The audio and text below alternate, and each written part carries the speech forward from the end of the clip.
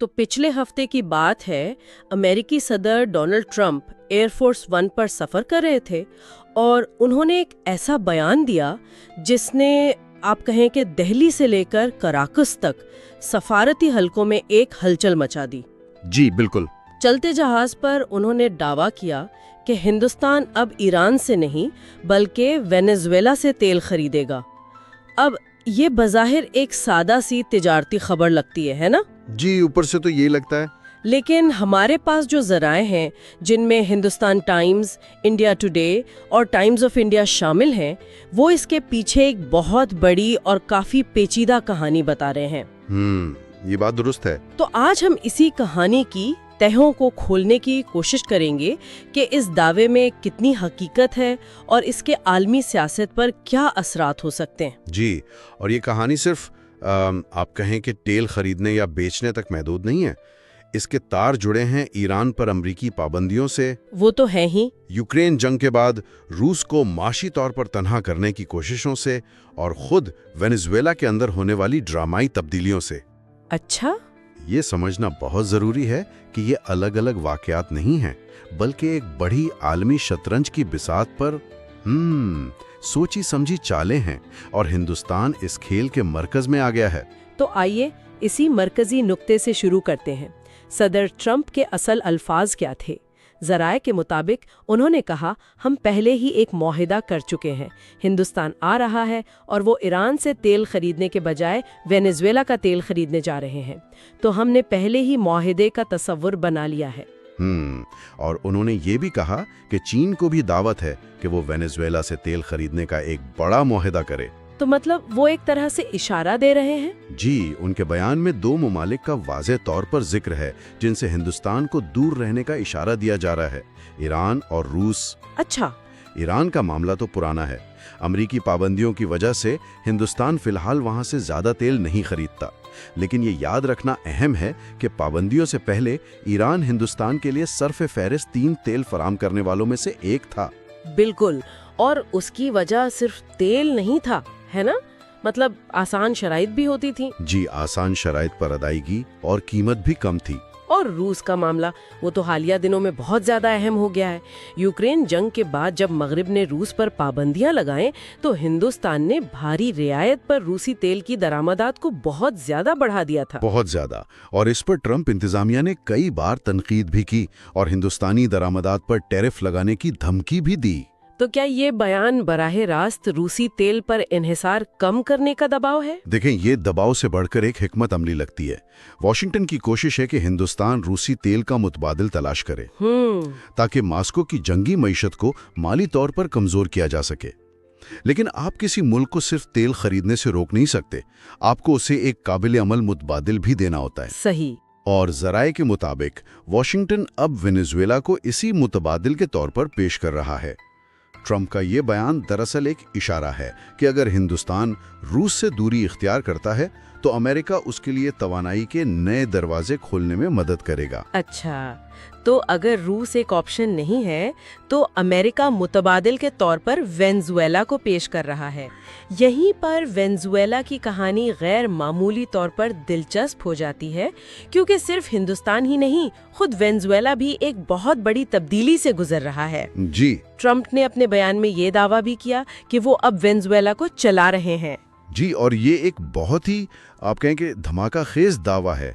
उन्होंने यहाँ तक कहा कि उन्होंने सदर निकोलस मादुरो की नायब सदर डेल्सी रोड्रिगेज को उबूरी रहनुमा के तौर पर काम करने की इजाजत दी है, लेकिन इसकी एक शर्त है। एक मिनट, ये तो बहुत बड़ी बात है। क्या ज़राए ये बताते हैं कि एक खुद मुख्तार मुल्क की कायम मकाम सदर अमरीकी सदर से इजाजत ले रही हैं? ये तो मतलब नौ आबादियाती ताल्लुक की तरह लगता है। इसकी क्या तफसील है? इस दावे के पीछे एक ठोस वाकया है जिसका जिक्र हमारे ज़राए करते हैं।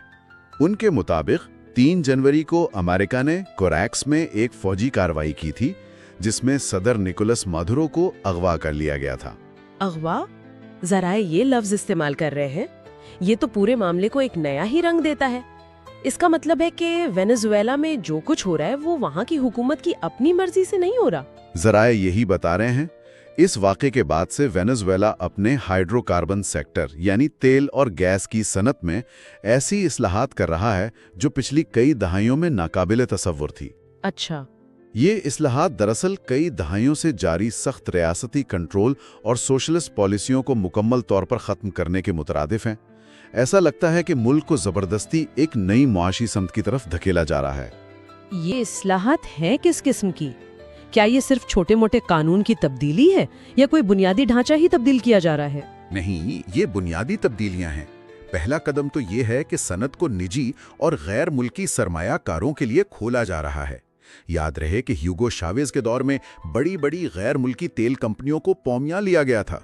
अब इस पॉलिसी को उल्टा जा रहा है। दूसरा, टैक्स और रॉयल्टी में बहुत ज्यादा कमी की जा रही है ताकि गैर मुल्की कंपनियां सरमायाकारी के लिए राग़िब हों। और तीसरा, जो शायद सबसे अहम नुक्ता है, वो ये है कि तजारती तनाज़ुआत की सूरत में बैनुल अक़वामी सालसी की इजाज़त दी जा रही है। ये आखिरी नुक्ता वाकई बहुत अहम है। गैर मुल्की सरमायाकार हमेशा इसी बात से डरते हैं कि कहीं उनके आसासे ज़ब्त न कर लिए जाएं और मुकामी अदालतें उनकी मदद न करें।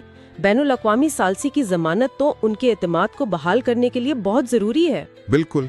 तो इसका मतलब है कि निजी फर्मों को अब तेल की तलाश, पैदावार और मार्केटिंग में बहुत ज़्यादा आज़ादी मिलेगी। बिल्कुल, ये वेनेजुएला की मायशत के लिए एक इनकलाबी कदम है, लेकिन ये भी देखना होगा कि ये किस दबाव के तहत हो रहा है। वेनेजुएला, जिसके पास दुनिया के सबसे बड़े तस्दीक शुदा तेल के ज़खायर हैं, कई सालों की बदइंतज़ामी और अमरीकी पाबंदियों की वजह से अपनी पैदावार का बड़ा हिस्सा खो चुका था। जी। अब वो अपनी सनत को दोबारा आलमी मंडी से जोड़ने की कोशिश कर रहा है और अमेरिका इस अमल को अपनी शराइत पर कंट्रोल करता नजर आ रहा है। ठीक है, तो वेनेजुएला को अमेरिकी असर और रसूख के तहत असर-ए-नौ तरतीब दिया जा रहा है। अब इस पूरी तस्वीर में हिंदुस्तान कैसे फिट होता है? ट्रंप के बयान से ठीक पहले हिंदुस्तान और वेनेजुएला के दरमियान एक अहम राब्ता हुआ था। जी, और इस राब्ते की टाइमिंग बहुत अहम है। 30 जनवरी को यानी ट्रंप के बयान से सिर्फ एक दिन पहले वजीर आजम नरेंद्र मोदी ने वेनेजुएला की कायम मकाम सदर डेल्सी रोड्रिगेज से फोन पर बात की। अच्छा। ये 3 जनवरी को सदर मादुरो की गिरफ्तारी के बाद वेनेजुएला की तरफ से हिंदुस्तान के साथ पहला आला सतही राब्ता था। ये महज एक मामूली की फोन कॉल नहीं थी। वजीर आजम मोदी ने इस गुफ्तगू के बारे में सोशल मीडिया पर भी लिखा था। उन्होंने कहा, वेनेजुएला की कायम मकाम सदर मोहतरमा डेल्सी रोड्रिगेज से बात हुई। हमने तमाम शोबों में अपनी दो तरफा शराकतदारी को मजीद गहरा और वसी करने पर इत्तेफाक किया। और आने वाले सालों में हिंदुस्तान वेनेजुएला ताल्लुकात को नई बुलंदियों पर ले जाने का मुश्तरका विजन रखते हैं। बिल्कुल, ये जुबान काफी मुस्बत और मुस्तकबिल की तरफ इशारा कर रही है। जी, और हिंदुस्तान की वजारत खारजा की तफसीलात के मुताबिक बातचीत सिर्फ तवानाई पर नहीं हुई, बल्कि तिजारत, सरमायाकारी, डिजिटल टेक्नोलॉजी, सेहत और ज़राअत जैसे शोबों पर भी हुई। लेकिन सब जानते हैं कि इन ताल्लुकात का मरकजी सतून तवानाई ही है। और यहाँ माजी को देखना बहुत ज़रूरी है। 2010 की दहाई के आखिर में अमरीकी पाबंदियां सख्त होने से पहले हिंदुस्तान वेनेजुएला के तेल का एक बहुत बड़ा खरीदार था। कितना बड़ा खरीदार? क्या हमारे पास इसकी कुछ अदादो-शुमार हैं? जी, एक वक्त था जब हिंदुस्तान रोजाना लाखों बैरल तेल वेनेजुएला से दरामद करता था, जो क्राकस की कुल बरामदात का तकरीबन निस्फ बनता था। निस्फ? ये तो बहुत ज्यादा है। जी, हिंदुस्तान की बड़ी रिफाइनरीज जैसे रिलायंस खास तौर पर वेनेजुएला के भारी खाम तेल को प्रोसेस करने के लिए डिजाइन की गई थी, लेकिन फिर अमेरिकी सानवी पाबंदियों का खतरा बढ़ गया। ये सानवी पाबंदियों का जिक्र बार बार आता है। क्या आप वजाहत कर सकते हैं कि ये इतनी खतरनाक क्यों होती हैं? जरूर, ये समझना बहुत अहम है।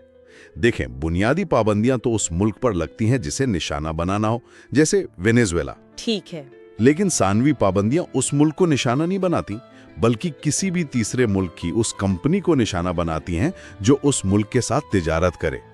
मिसाल के तौर पर, अगर कोई हिंदुस्तानी रिफाइनरी वेनेजुएला से तेल खरीदती है, तो अमेरिका उस रिफाइनरी को अमेरिकी मालियाती निजाम जैसे डॉलर में लेन देन से काट सकता है। ओह, अच्छा। भी बैनुल अक़वामी कंपनी के लिए मौत के मुतरादिफ है। इसीलिए हिंदुस्तानी फर्मों ने खतरे से बचने के लिए खरीदारी बंद कर दी थी। तो इसका मतलब ये हुआ कि ट्रंप का बयान सिर्फ एक दावा नहीं, बल्कि एक तरह की सब्ज बत्ती है। وہ کہہ رہے ہیں کہ اگر ہندوستان اب وینیزویلا سے تیل خریدے گا تو اس پر ثانوی پابندیاں نہیں لگیں گی. یہ تو پورا کھیل ہی بدل دیتا ہے. یہی تو سب سے اہم نقطہ ہے. امریکہ کی طرف سے ملنے والی یہ سبز بتی ہندوستان کے لیے اپنی توانائی کی ضروریات کو متنوع بنانے کا ایک بہت بڑا موقع ہے. ہندوستان دنیا کے سب سے بڑے تیل درآمد کنندگان میں سے ایک ہے.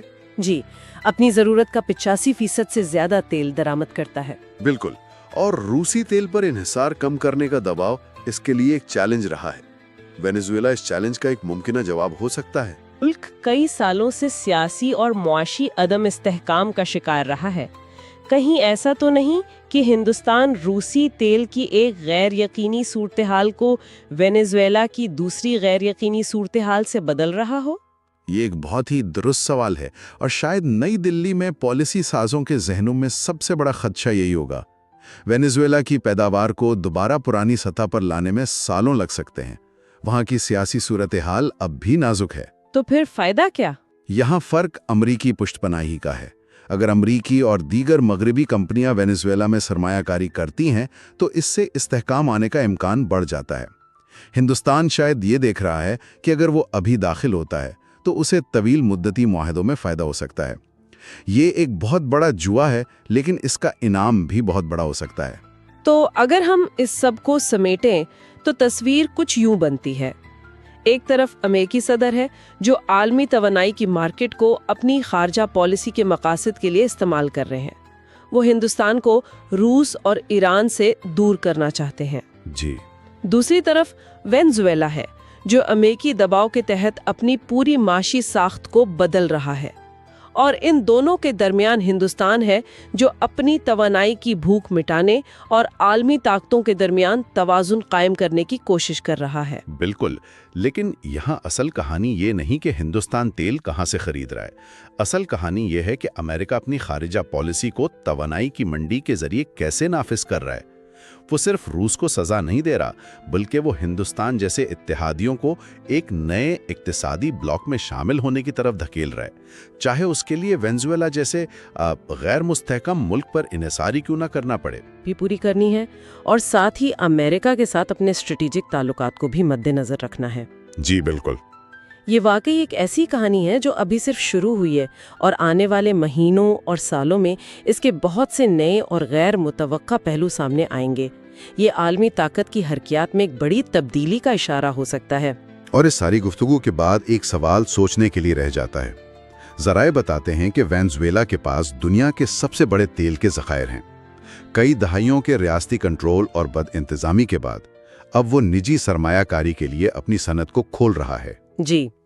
اگر ہندوستان، جو دنیا کا تیسرا سب سے بڑا تیل درآمد کردندہ ہے، وینزویلا کے ساتھ کامیاب تجارتی تعلقات قائم کر لیتا ہے تو اس کا عالمی توانائی کی منڈی پر کیا اثر پڑے گا؟ اور کیا دوسرے ممالک، خاص طور پر چین، بھی اس راستے پر چلیں گے، جس سے تیل کی عالمی سیاست کی حرکیات شاید ہمیشہ کے لیے بدل سکتی ہیں؟